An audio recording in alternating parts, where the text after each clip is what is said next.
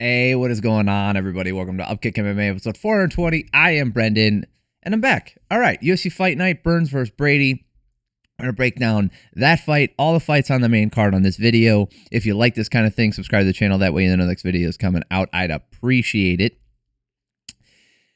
I know I haven't been here for a while. If you like this kind of thing, subscribe. That way, like I said, you know when the video, and then if you like this thing, click the like button. I know I haven't been here for a little bit. I was out of state. I was on vacation with the family, had an amazing time out in the Tetons, and Lake Tahoe and other stuff. Driving out there with the family, camping out under the stars and in the weather. It was a blast. I really had a lot of fun. So let's get into the fights. Enough about me. No one came here to listen to me talk about my vacation. All right. Brady taking on Burns. All right, so this one was important for the division. So just Gilbert, Burns, and Brady both have a loss to the champion in Bilal, but I think Burns stepped up on short notice, and Brady had a really off performance against Bilal Muhammad. Like, that's not an excuse, right? Like, he lost. It's a legit loss. Bilal looked freaking fantastic in that fight. But either one of them winning this puts them immediately into title contender status. Okay, that immediately puts them into a place where all they need is one win, or possibly someone falls out and scheduling lines up and they could get a title shot after this win. So this is an incredibly important fight. I know it probably didn't get the hype that a lot of the other fights have around it, both with a couple weeks ago with the big UFC. And then 306 coming up, I believe. So let's get into the fight. It is not the most interesting as far as technical stuff all the time, and there was a lot of clinch work in this one. Overall, this card was not too bad to watch. I would throw it on in the background. There were some exciting moments, exciting fights.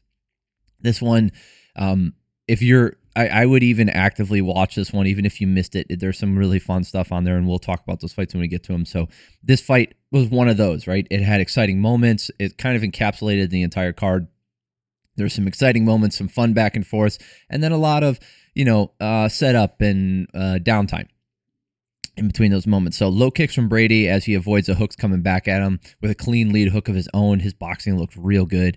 Burns was taking the front foot, but his overextension is leaving him open. And Brady was even using his jab in the first round. He did not go back to the jab that much throughout the entire fight, but that first round, he was stabbing the jab out there. It looked great. I don't know why he stopped using it that much. Burns went for the takedown, but they get right back up in the clinch. Brady is landing some really tight hooks. And they separate. And then they get right back into the clinch again, and because Brady punches way back in and into the clinch, and that's a lot of what happened in this fight. He went for the takedown. They get right back up. Brady won this round for sure. Burns just wasn't able to mount much offense, and you can see it. The striking numbers kind of tell the whole story here. 23-6 for Sean Brady. He had a lot of control time in this round. 2 minutes and 15 seconds of pretty much clinch time. There was no real grappling on the ground. Got right back up. So second round here, Burns counters a kick with a huge right hand, and Brady goes right for the clinch after that. That might have been the most significant shot that Burns landed in the entire fight. We do not know the extent to which Brady was affected by that, because he immediately got in the clinch, but I suspect that if Burns was able to follow up, that was his moment. He wasn't able to do it. Brady smartly gets in there. Brady with some clean hands, making Burns shell up as the round goes on. He got his wits back about him. Burns trying to turn it up with 30 seconds left, but Brady was the one finding the openings. 33-8 for striking numbers the second round in favor of Brady. Yet again, 20-18 going to the third round here. Lots of clinch work in this fight with Brady controlling most of it. Both guys landing their right hand, but they get back to the clinch. Burns landing a nasty elbow and unloading with 1:15 left. If he was saving his energy to win these rounds, he needs to keep that kind of thing up, but he just wasn't able to do it. He got the takedown. They get right back up. Brady lands some of his own. Then Brady picks him up and slams him and kind of undoes everything Burns just did. Honestly, this was probably the closest round, but I still gave it to Brady. He outstruck him 19-17. The damage was relatively even. A lot of that stuff that Burns landed, like I said, it gets outweighed by the stuff that Brady did. The takedown that Burns landed, Brady landed a better takedown that actually damaged him in the process. There was not a lot of control time on the ground. And then the clinch was the control time again, and he out clinched him. He outstruck him with total strikes, 77-29. It's just the way it was, man. Burns looks like he's older, and put it that way. And Brady looks like he's an up-and-comer, and he looks really good. I don't think Burns looked bad. I don't want to besmirch him like that. I think he looked good. I just think Brady looked better. Brady kicks him in the nuts, and then immediately after they get back to action, Burns throws the laziest front kick right into his nuts, and then he's like, he puts his hands on his face. He's like, oh, he was so embarrassed. Oh man, that was really funny. I'm not a fan of people being in pain from getting kicked in the nuts. That's not what I'm saying. It was funny because it was like slapstick comedy. Oh man, that was a good moment. Clinching. They get back into the clinch again. More clinch. Brady with the pressure again, getting the takedown. Burns worked his way out, but then he gets taken back down again. I have Brady up 40 to the striking numbers here, 24-7. I have Brady up 40-36 going into the last round. And then here it is. Burns landing a hard right hand, and then Brady coming back with two big left hands, and then Burns kicks him in the nuts yet again. Even though they both got warned for their nut shots by Herb Dean, a point deduction was not awarded, meaning warnings are pointless. I cannot stand this. I don't want to harp on it. This video is going to go long because this fight went the distance. So let's keep moving. Brady gets the takedown and the clinch to end the fight. Great performance for Brady. Awesome. Just his output was fantastic. 31-9 for striking numbers here. And then I wrote who gave the one round to Burns, because Chris Lee and Brian Minner both gave it 50-45 like I did. David Leatherby gave that third round to Burns. Initially, I was more surprised by the one stray round that went to Burns, but in retrospect, looking at the stats, I understand why he did it. I disagree with it. That's a good fight. Great fight. I really think that Brady called out Ian Machado Gary. I think that's the fight to make. I think if that doesn't happen, Brady's right in position. I mean, let's look at this again, and then we'll move on. I know I'm sorry, but like I said at the top of this is an important fight. It's important for the division. So we obviously have Bilal Muhammad, who just beat Leon Edwards. Leon Edwards is not getting an immediate title shot. Kamaru Usman was talked about as getting a title shot, so kind of giving him one for taking that short notice fight against Khamzat. And I believe that he was winning. He could have won that fight against Khamzat had there been another, even one more round. I think he could have won that fight. So in a 5-round title fight type of deal, I think he beats Khamzat. I think Shavkat has the legitimate argument for a title shot. So I think if they want to do it legacy-wise for Usman, sure, make Rakhmonov wait a little bit longer. I'm not a big fan of that. I think Shavkat earned it. Jack Della Maddalena, he's an obvious, one win and he's in position. Burns going to drop down. Sean Brady's going to jump up. Unfortunately, Brady's going to need another win. I was thinking, like I said, though, if schedules happen to line up and everybody falls out or says no to something, I think Brady steps in there. I think Brady does have a good style to beat Bilal. I think that Bilal can be beaten. We've seen it happen. He's just on something right now, and he's so good. And I don't mean that in a nefarious way. I mean that he's just on one. He's just on his game. He looked great against Edwards. He put it all together, and I think he's going to do. I think he's going to do great as the champion. He just needs to be given an opportunity to fight just a little bit more. All right, Jessica Andrade taking on Natalia Silva. This fight was a striking battle. This is one of those moments where or not one of those moments, one of these fights where you look on it on paper and you look at the striking numbers, right? Like 33 to 24, 37 to 11, lots of striking attempts, and you see that there's no ground game almost, right? No takedowns pretty much, and it's just, well, kind of like there's very little ground control throughout the entire fight. And you're like, wow, this must have been a banger. Kind of. The thing is, when the same thing happens round by round, you kind of can predict how the round's going to go unless there's a crazy moment, and that crazy moment just never occurred. Silva was trying to throw low kicks, quick jabs to keep Andrade away. Andrade kept pressuring in.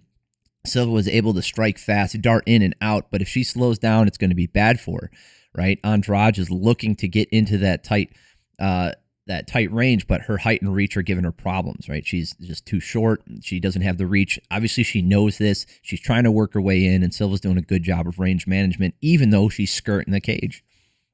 Silva was staying fast with 3-hit combos, ending with high kicks.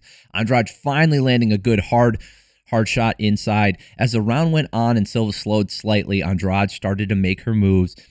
She got better range. She started to land more. It's going to be, I wrote down it would be interesting if this trend continued as the fight went on. It actually went back the opposite direction. So if the striking numbers in the first round were actually the closest, 33 to 24 in favor of Silva, clearly her round.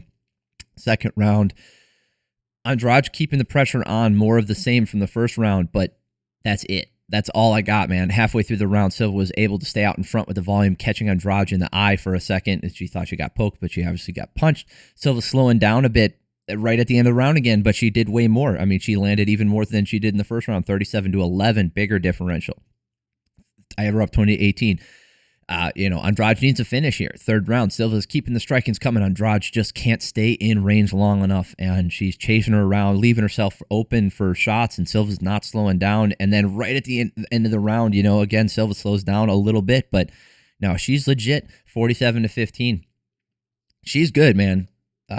Silva's had her issues in the past as far as it looks like she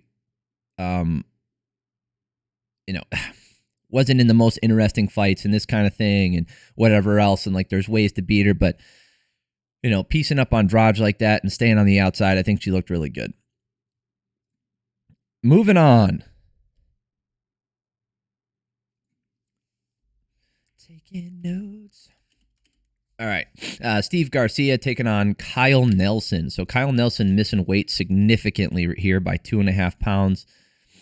Not good, not cool, hate it. I really hate it. I do not like weight misses. I'm not going to go on another diatribe about that.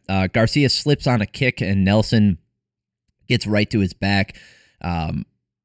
Spends a minute and 2 minutes and 10 seconds on his back like that. And then Garcia spins inside and gets out of that back control, gets on top, starts unloading on him, landed some ground and pound. And then Kyle Nelson never gets up.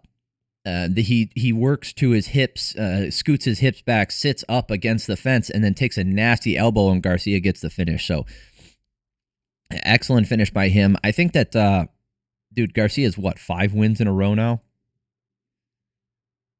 Yeah, 5 wins in a row. Good stuff. Chase Hooper, who was, back in the day, yes, 2022, that's not the Chase Hooper of 2023 or 24. So we'll see. That does age well, though. Durden Becca, that's a good win. Melchizael Costa, great win. Sungwoo Choi, great win. And Kyle Nelson, fantastic win.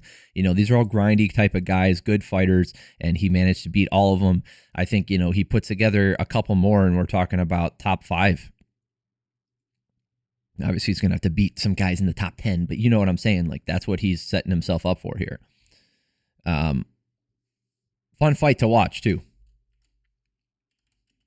All right, Cody Durden versus Matt Schnell. Boy, was this fun to watch. Okay, so interesting fight. It had sloppy moments. There was some really nice striking from both guys, but really from Matt Schnell. He looked a lot cleaner. Durden was just trying to get in his face. Both guys landed hard right hands immediately to start the fight. Durden is right in his face, throwing nasty stuff. Schnell throws right back. It could be whoever just lands clean. I thought someone was going to go down just from a clean right hand. That did not happen. Schnell rolling with the punches and throwing back tight. He looked smooth. He's still taking shots, though. I mean, he's still getting hit. It's just he's rolling with them really well. Schnell has landed a few hard low kicks, and they look to affect Durden. So this was the biggest thing that kind of bugged me about Schnell's performance in this was the low kicks were there. He landed 2 or 3 of them in this first round. No, sorry. He landed 2 or 3 of them up to this point, and they really did affect Durden. Durden did not like it. I think those leg kicks were there for him. He landed 5 in the first round. And I think had he gone to that a little bit more and taken his time with that kind of stuff as Durden was trying to pressure in, I think he could have impaired his movement significantly. Super close round. Really close. I want to say Durden because of the pressure. It felt even on the damage. 40-33 in favor of Schnell for striking numbers. I felt that Durden landed bigger shots. So it was so close. It really was. If you gave this first round to Schnell, totally understand. Let's see how the judges had it. Yeah, the judges were split on it. It's not that big of a deal. Because the second round starts. Schnell shoots a takedown. Durden locks him up in the front headlock and immediately goes ninja choke. Just locks up that figure 4 on the head and freaking ninja chokes him.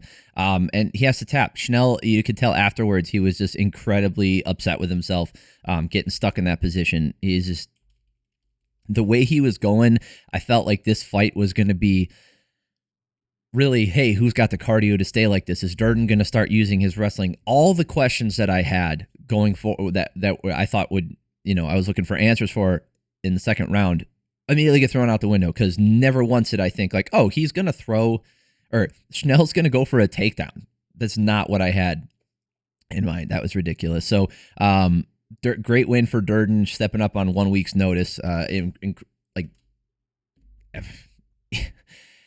This is really one of those ones where Schnell Schnell made a big error. Durden capitalized on it. You can't fault Durden for how he won it.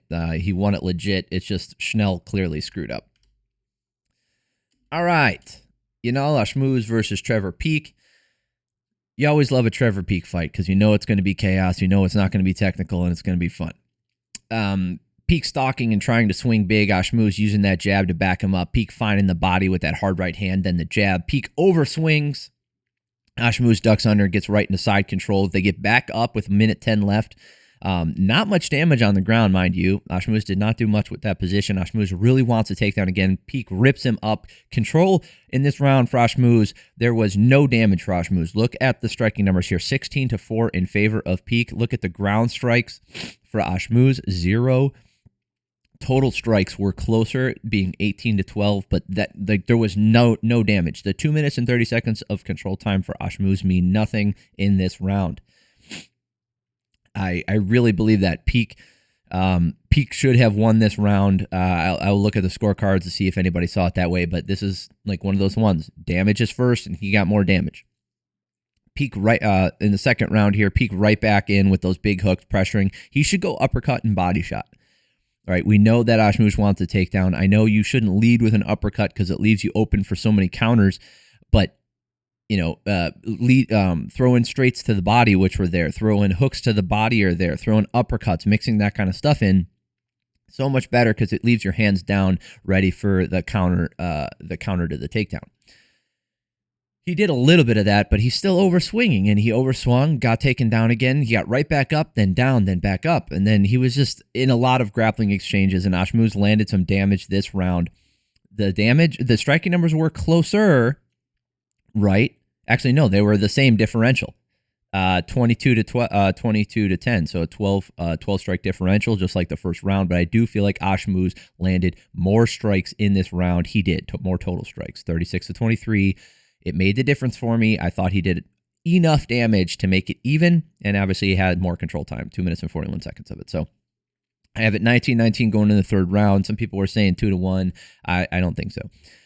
So Ashmouz swinging big, and Peak returns. So I'm like, okay, cool. Now they're going to bang it out. Let's see what happens. Peak finding the mark with a hard right hand, shaking Ashmouz for just a second, and Ashmouz finally goes to that takedown, gets it. But the control time, they go back up. They Peak, and they both start swinging again. But then he gets taken down. 3 minutes of control time for Ashmouz.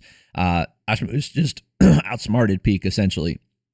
Made him feel like we were going to bang it out and getting a brawl here, and then he would go for a takedown and shut him down. And that's what happened, right? Outstruck him 28-17 this last round. So clearly Ashmouz's fight, I had him win in 29-28. Let's look at the scorecards just to see if they screwed Peak on all three scorecards. Okay, so, all right. Okay, this is the end. If you don't want to stay for this, I understand. I appreciate you for stopping by. I'm going to talk about the scorecard because there's a really bad one in here and we need to talk about it. But that's going to be all the breakdowns, right? So thank you guys so much for stopping by. If you like this kind of thing, subscribe to the channel the way the next video is coming out. I'd appreciate it. I really would. If you like the video, hit the like button. All right.